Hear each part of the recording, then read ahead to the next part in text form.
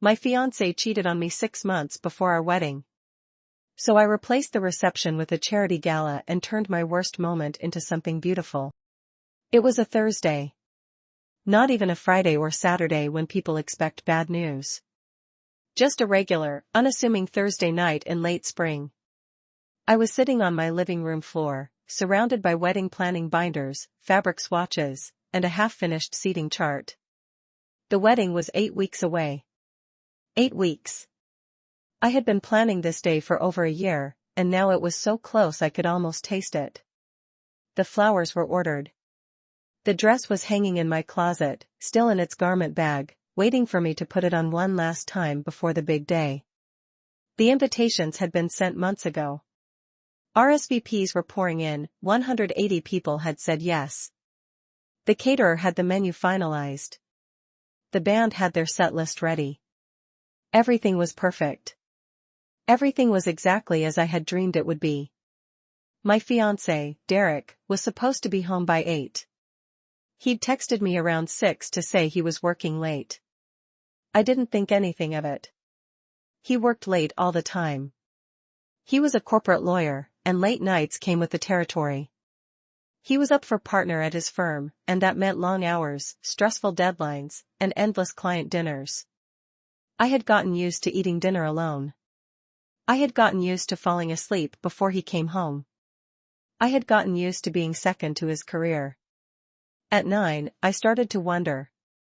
At 10, I started to worry. At 11, I started to suspect. I called him.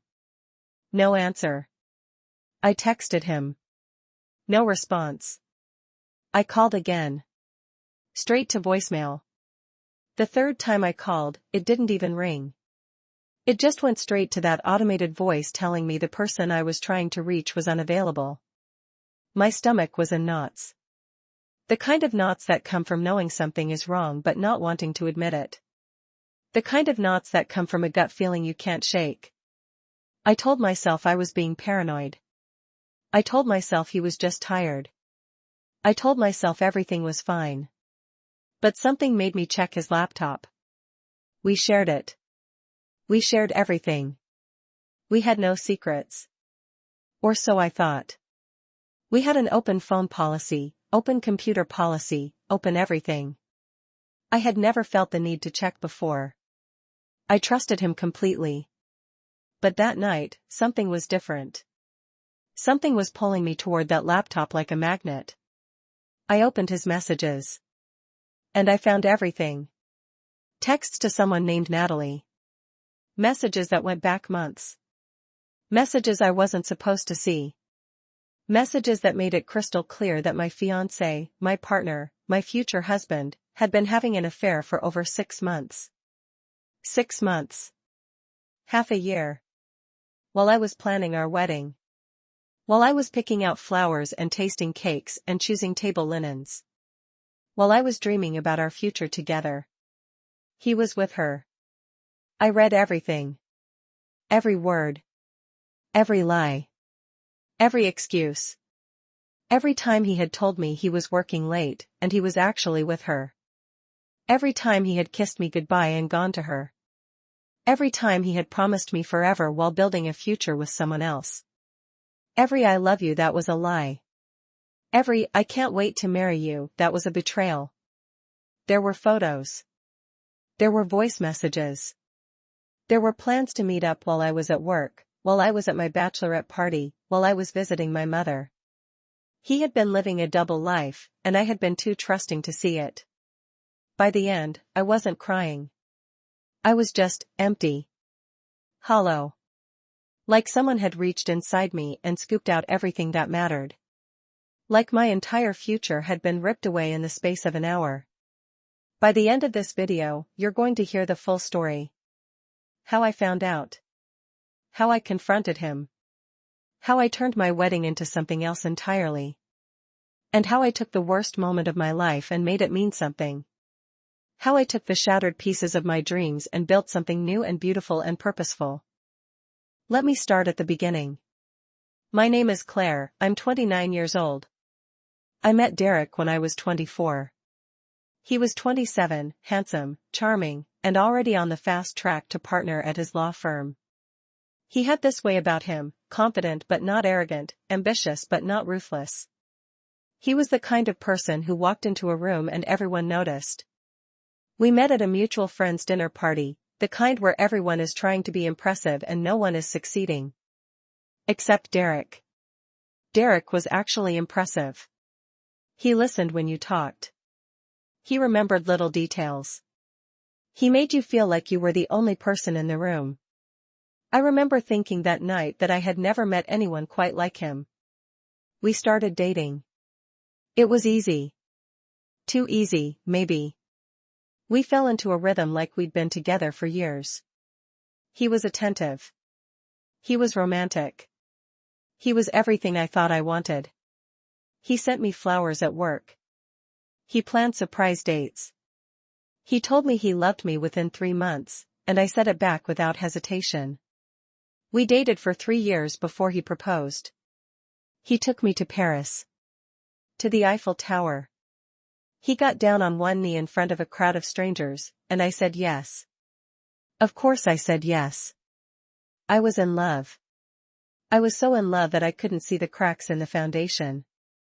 I couldn't see the distance that was growing between us. We started planning the wedding immediately.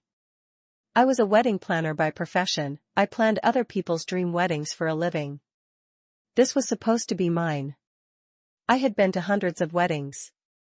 I had seen brides cry and grooms tremble.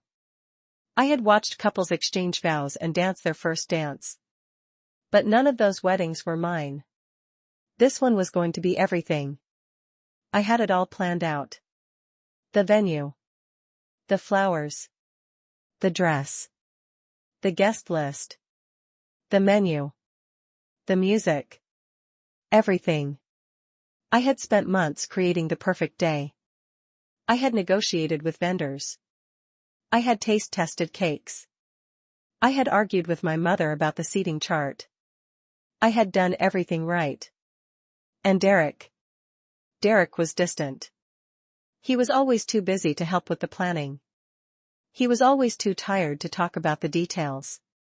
He was always too stressed to care about the little things. I told myself it was just work. I told myself it was stress. I told myself that once the wedding was over, things would go back to normal. I was wrong. So wrong. Let me tell you about the wedding I had planned. It was going to be beautiful. It was going to be the kind of wedding that people talked about for years. A historic mansion in the countryside. A garden ceremony under a canopy of white roses. A reception in a ballroom with crystal chandeliers and a string quartet. A 5-course meal with champagne and caviar and a cake that cost more than my first car. I had dreamed of this day since I was a little girl. The dress. The flowers.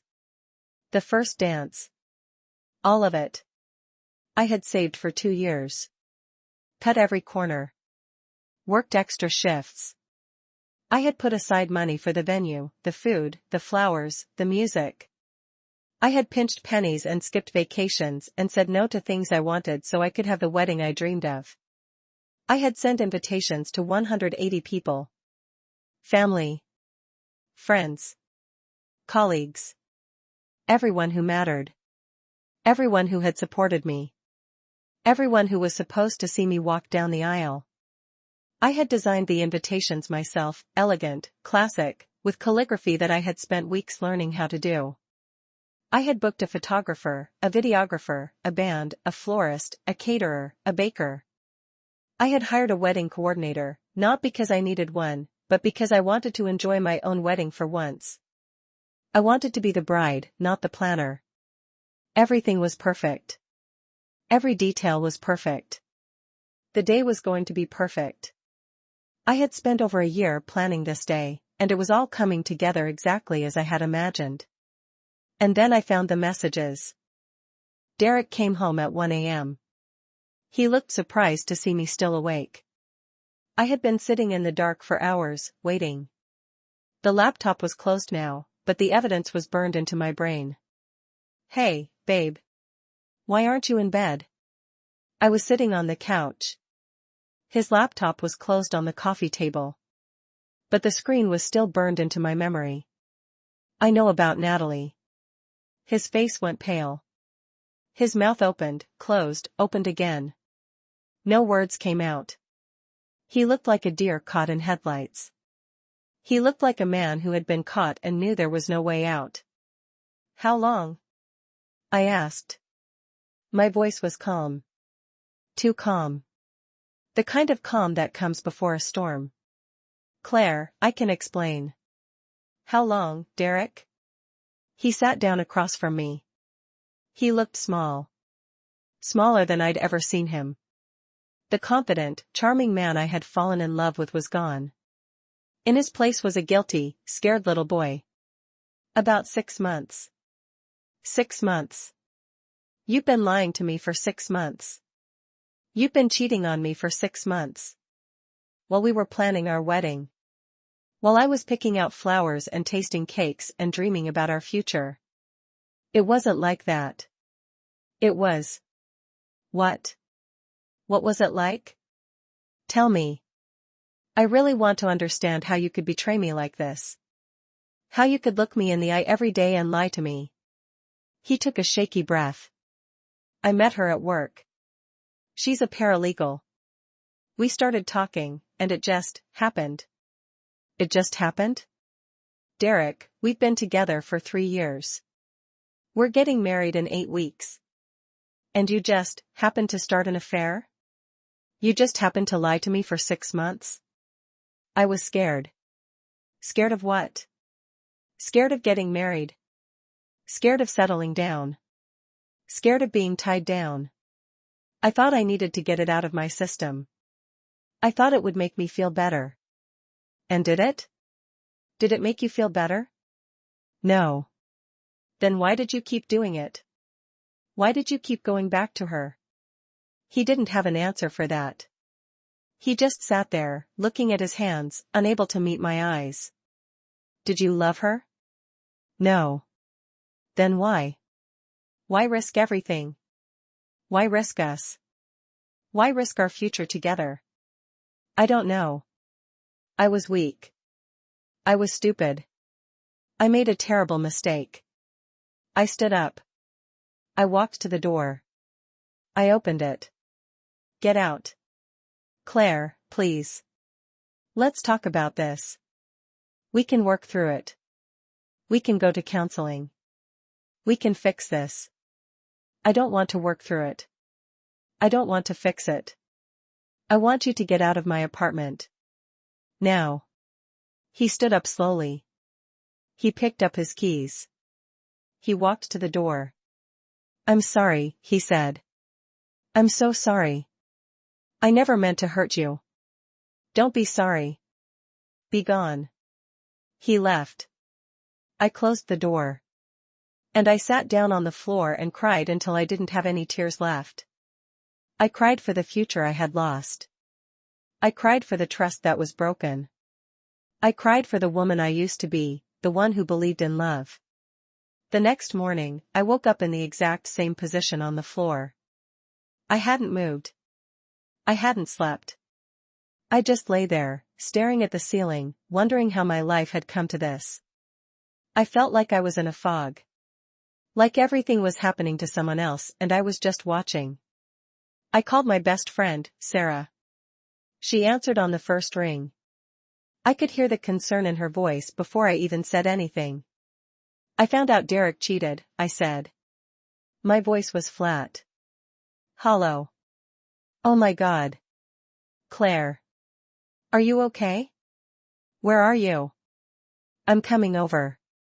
I'm at my apartment. And no, I'm not okay. I don't think I'll ever be okay again. Sarah arrived within the hour. She sat with me on the floor. She held my hand.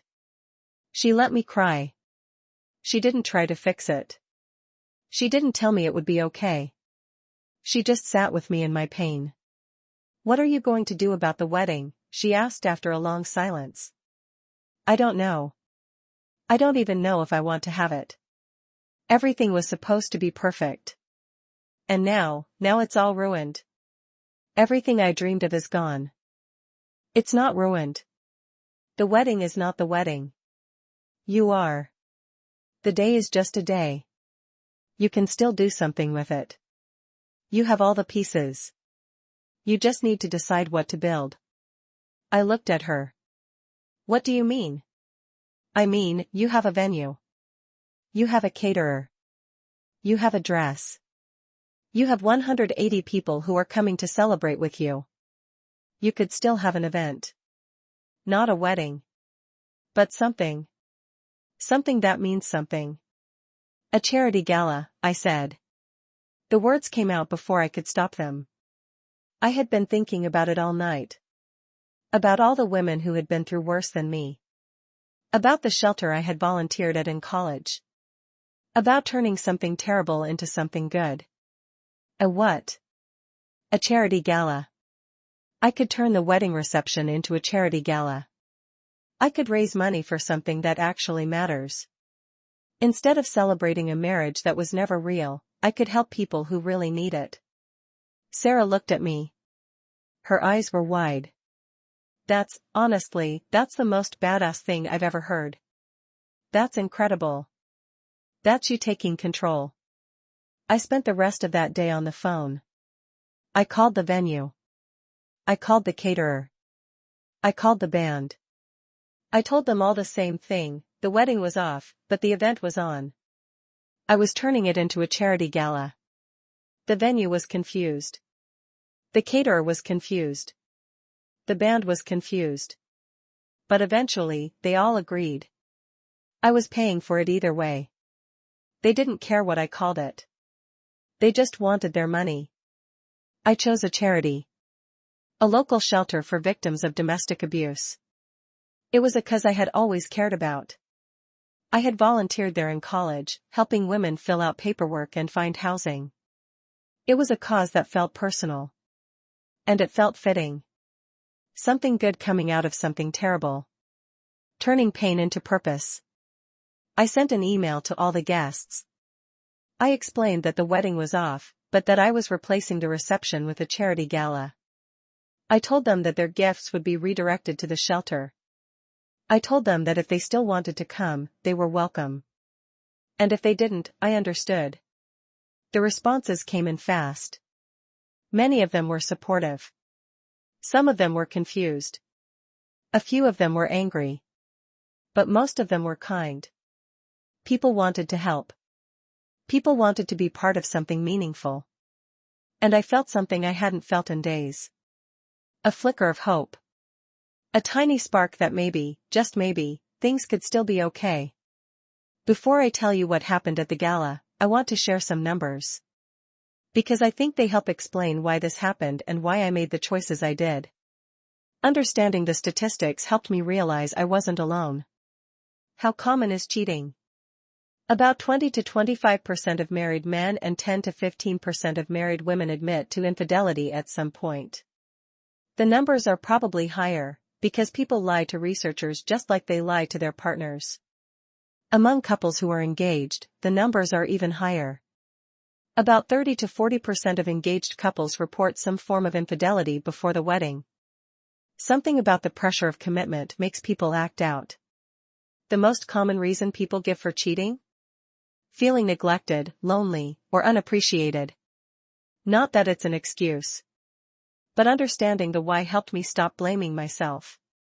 What are the red flags? Suddenly working late all the time. I should have noticed this one. The excuse became the pattern. Being secretive about phones or computers. The password changes. The screen turning away when you walk in the room. Losing interest in your relationship. The dates that stopped. The conversations that faded. The distance that grew. Being more critical or distant than usual. The small comments that cut deeper than they should. Making excuses for their behavior. There was always a reason, always an explanation, always a justification. What happens after? About 60% of couples who experience infidelity attempt to reconcile. They try to work it out. They go to therapy. They promise to change. But about 80% of those reconciliation attempts fail within 5 years. Because the trust is broken. Because the wounds are too deep. Because the same patterns repeat. The most common reason for failure? The same issues that caused the cheating. The same distance. The same neglect. The same selfishness. What helps? Therapy, individual and couples. You have to understand why it happened before you can move forward. Full transparency, no more secrets. Complete access to everything. Complete honesty about everything. A commitment to rebuilding trust. This takes years, not months. It takes consistency and patience. Time, years, not months. You can't rush healing. You can't shortcut trust. I didn't want to reconcile. I didn't want to work on it. I didn't want to spend years trying to trust someone who had lied to me for 6 months. I wanted to move on. I wanted to find a way to heal. I wanted to take this terrible thing and make it mean something good. The night of the gala came faster than I expected. 8 weeks after I found out. 8 weeks of planning, of crying, of rebuilding. 8 weeks of turning my worst nightmare into something beautiful. 8 weeks of transforming pain into purpose.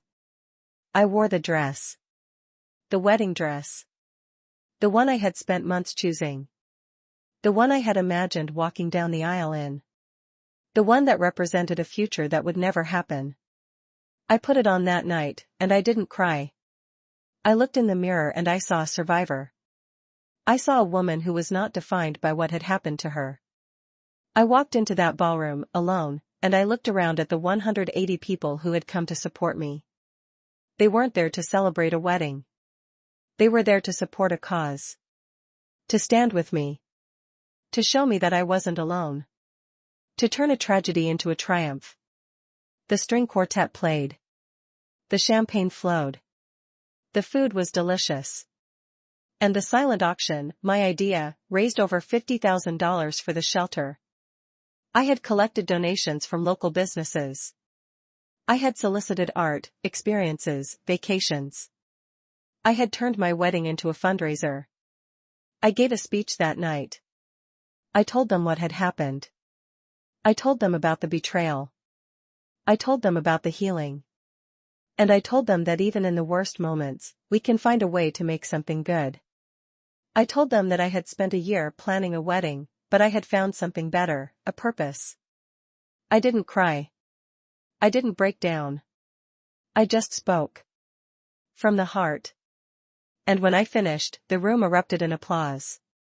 People were crying. People were cheering.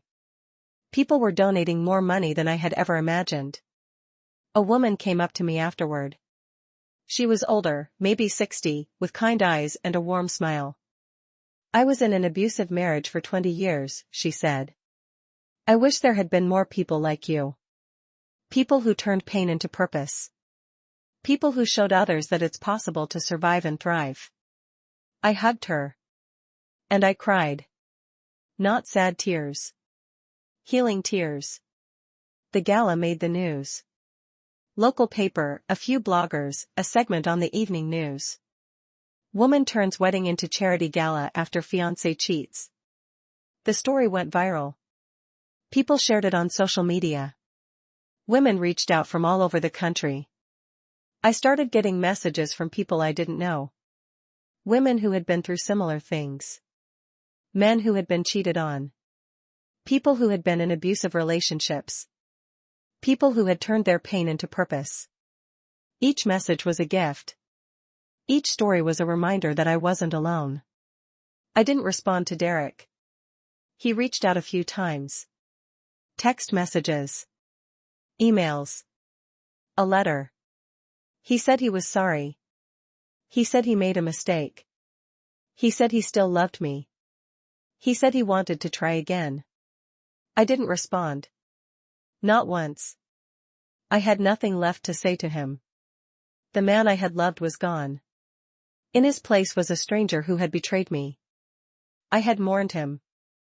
I had grieved the future we were supposed to have. And now I was ready to move on. I heard through mutual friends that he and Natalie ended it. He'd tried to go back to her, but she didn't want him either. He was alone. He had lost everything. His job, his relationship, his reputation. The affair had cost him everything. I didn't feel sorry for him. Not even a little.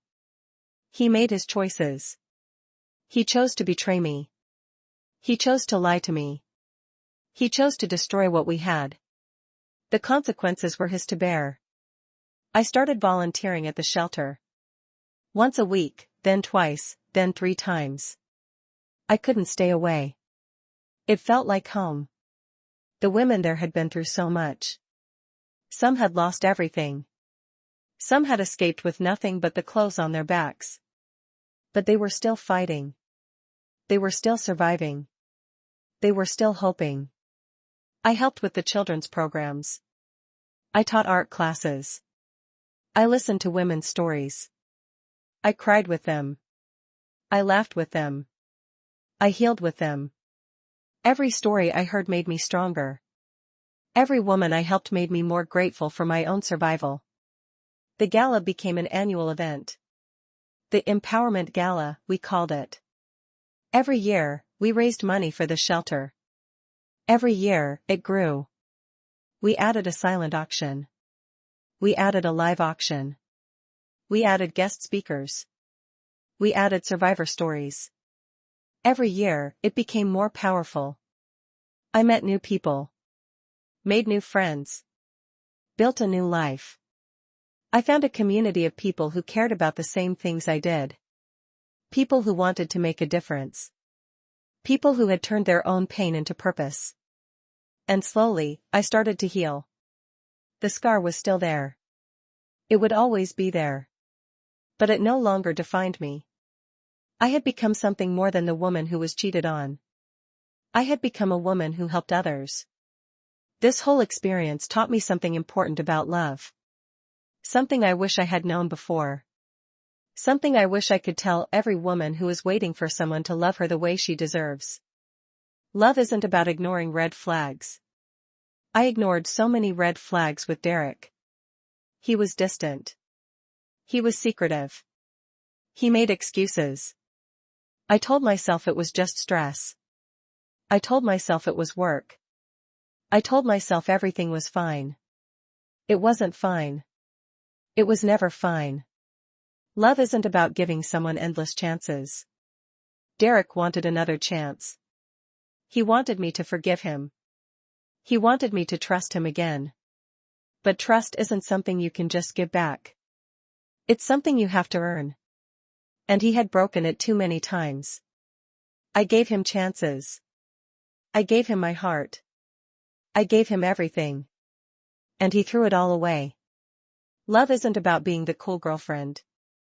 I was the cool girlfriend. I didn't ask questions. I didn't check his phone. I didn't make demands. I was understanding. I was supportive. I was everything I thought I was supposed to be.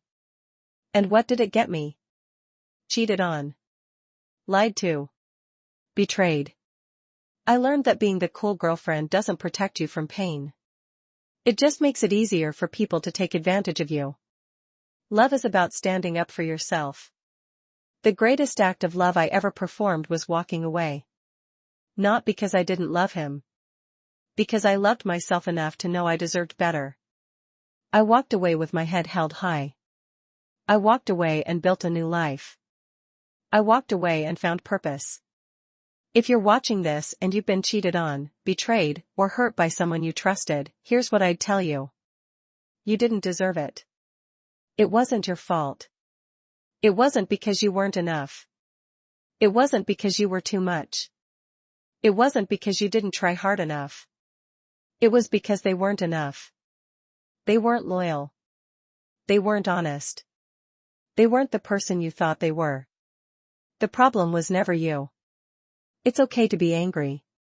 Anger is a normal response to betrayal. It's okay to feel it. It's okay to express it. But don't let it consume you. Use it as fuel to move forward. Use it as energy to build something new.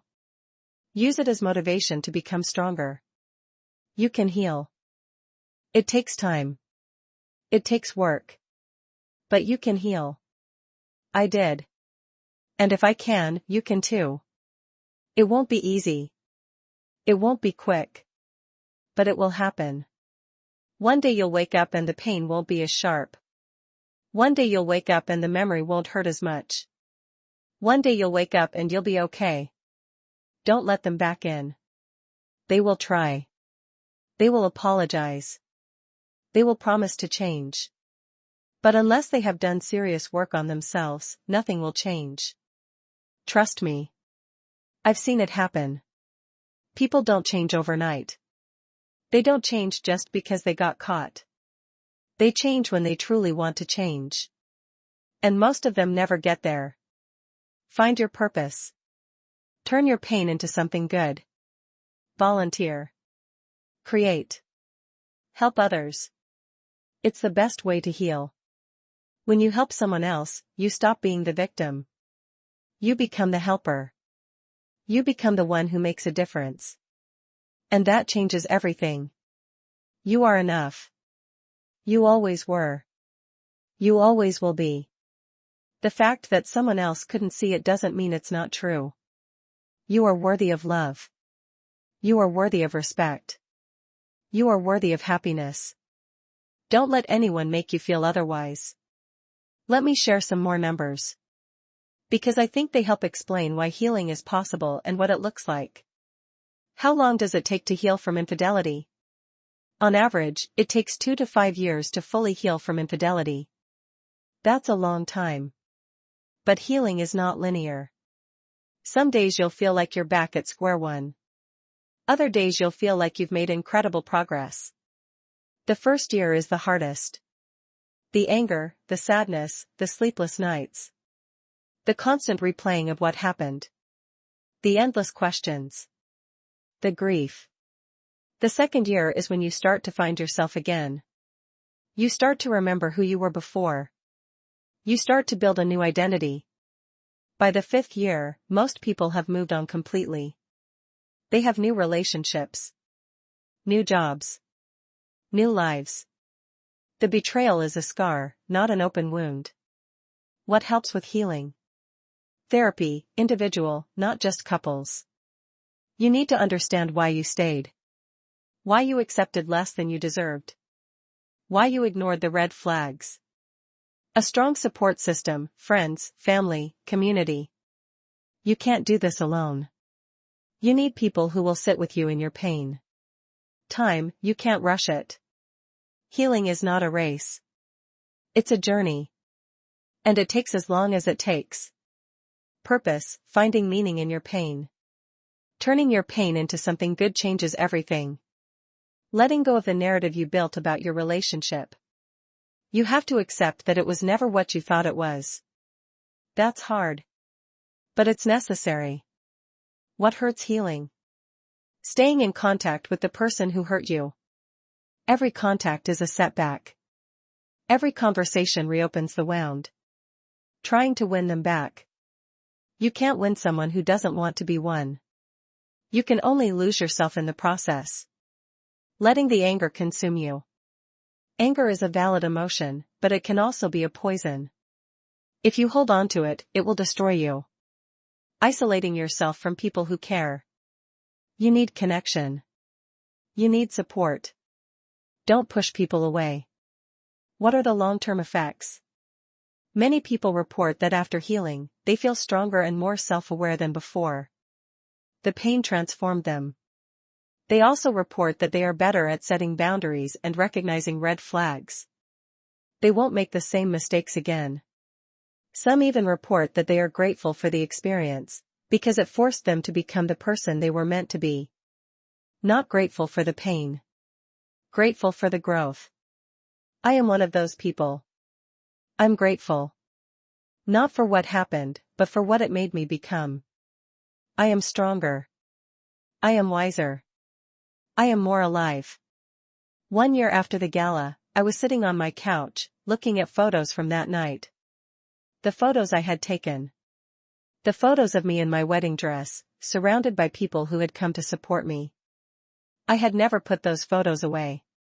I had kept them on my coffee table, like a talisman. A reminder of what I had survived. That night, I was looking at them differently. I wasn't sad. I wasn't angry. I wasn't even thinking about Derek. I was thinking about the shelter. The women I had met. The stories I had heard.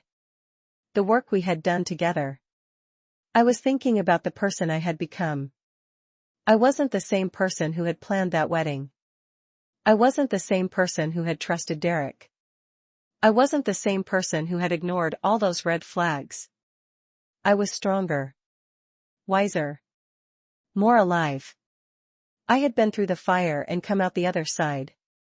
And that night, I decided to put the photos away. Not because I wanted to forget, but because I didn't need them anymore. I had moved on. I had healed. I had found my purpose. The photos were a reminder of a past that no longer defined me. I was ready to move on. I was ready for whatever came next. 6 months later, I ran into Derek at a coffee shop. It was the first time I had seen him since the night I kicked him out. I had heard through mutual friends that he was working at a new firm, that he was still single, that he had been going to therapy. I didn't care. He was part of my past. A past I had moved on from. He looked older. Tired. He was wearing a suit, like he was on his way to work. He saw me and stopped. I could see the recognition in his eyes. The guilt. The regret. Claire. Derek. How are you? I'm good. Really good. I heard about the gala. The annual thing. It's amazing what you've done. I saw it on the news. I'm proud of you. Thank you. He looked at me. There was something in his eyes. Regret. Sadness. Longing. The ghost of what we used to have. I'm sorry, he said. For everything. I've been going to therapy. I've been working on myself. I've been trying to understand why I did what I did. I know I can't take it back. I know I can't undo what I did. But I wanted you to know that I'm sorry. I'm glad. I know I don't deserve your forgiveness. But I wanted to say it. I'm sorry. I looked at him. The man I had once loved. The man who had betrayed me. The man I had built my future around. I didn't feel anger anymore. I didn't feel love. I didn't feel anything but a quiet, peaceful indifference. He was a stranger to me now. I forgive you, I said. He looked surprised. Really? Really? Not for you. For me. Holding on to anger was poisoning me. I needed to let it go. I needed to move on. And forgiving you was part of that. Does that mean? No, Derek. It doesn't mean anything. It means I'm done. Done being angry. Done being sad. Done being the victim. I'm moving on. I have a life now. A good one. And I don't need you in it. He nodded slowly. I understand. I hope you find what you're looking for. I hope you're happy, Claire. I am. We walked away. I didn't look back. I didn't need to. I had my closure. I had my peace. I had my future. A year after I ran into Derek, I met someone new. His name is James. He's a teacher. He volunteers at the same shelter I do. He's kind, honest, patient. He doesn't have Derek's ambition or his charm, but he has something more important, integrity. He shows up when he says he will. He calls when he says he will. He tells the truth, even when it's hard. We started dating slowly. I was cautious. I had been burned before. I wasn't going to let that happen again. But James was patient. He understood my hesitations. He never pushed. He just showed up, day after day, proving that he was worthy of my trust. He was transparent. He was consistent. He didn't make excuses. He didn't hide things. He was open and honest about everything. He respected my boundaries. He respected my healing. He respected me. I introduced him to my friends. They loved him. I introduced him to the women at the shelter. They loved him too. He was the kind of person who made everyone feel safe. The kind of person who made you believe in love again. We got married 2 years later. Small ceremony, just a few friends. No big dress. No huge reception. Just us. Just love. Just a new beginning. I wore a simple white dress. He wore a suit he'd had for years. We said our vows in a garden, surrounded by the people who mattered most. It wasn't the wedding I had planned. It was better. It was real. It was ours. This whole experience taught me a lot about marriage. What it should be and what it shouldn't be. The difference between a real partnership and a performance. Marriage should be built on honesty. I thought I knew Derek. I thought he told me everything. But he was hiding so much. If you can't be honest with someone, you can't marry them. If you can't trust them, you can't build a life with them. Honesty is the foundation. Without it, the whole thing crumbles. Marriage should be built on trust. Trust is hard to earn and easy to lose. Once it's gone, it's almost impossible to get back. And without trust, you have nothing. Derek broke my trust. He lied to me for 6 months. He betrayed me in the worst possible way. There was no coming back from that. Marriage should be built on partnership. Derek and I were never really partners. I was the one who gave. He was the one who took. And taking is not partnership. A partnership is 2 people supporting each other. 2 people showing up for each other. 2 people building a future together. Marriage should be built on respect. Derek disrespected me. He disrespected our relationship. He disrespected everything I had given him. And once the respect is gone, the relationship is over. You can't love someone you don't respect. You can't build a future with someone who treats you like you don't matter. Marriage should be built on love. But not the kind of love I thought I had. Not the kind where you ignore red flags and make excuses. Not the kind where you give everything and get nothing in return. The kind where you show up. The kind where you fight for each other. The kind that is real and honest and true.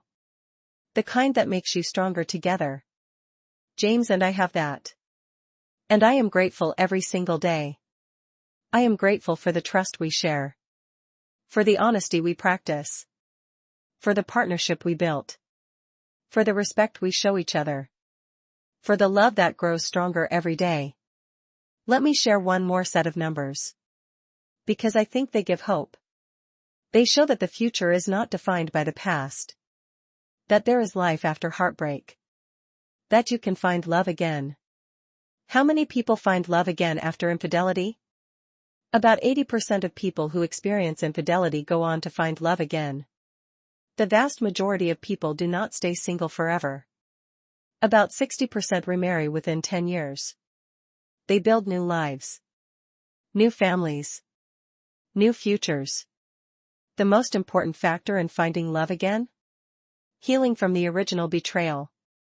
You have to process the pain before you can move forward. What helps people move on? Time. It takes years, not months. You can't rush the healing process. Purpose. Finding meaning in your pain. Turning your story into something that helps others. Support. Friends, family, therapy. You can't do it alone. Closure. Not from the person who hurt you, but from yourself. Accepting what happened and choosing to move forward.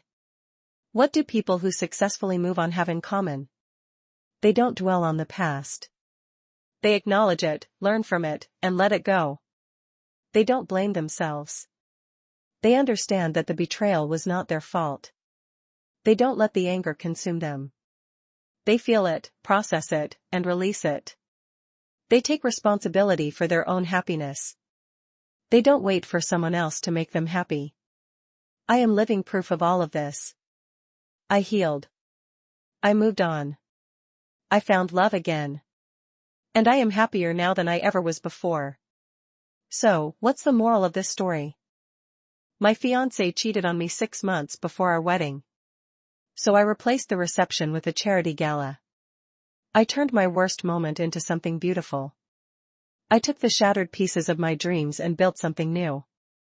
And I never looked back. Some people will say I was too dramatic. That I should have just cancelled the wedding and moved on. That I didn't need to make a statement.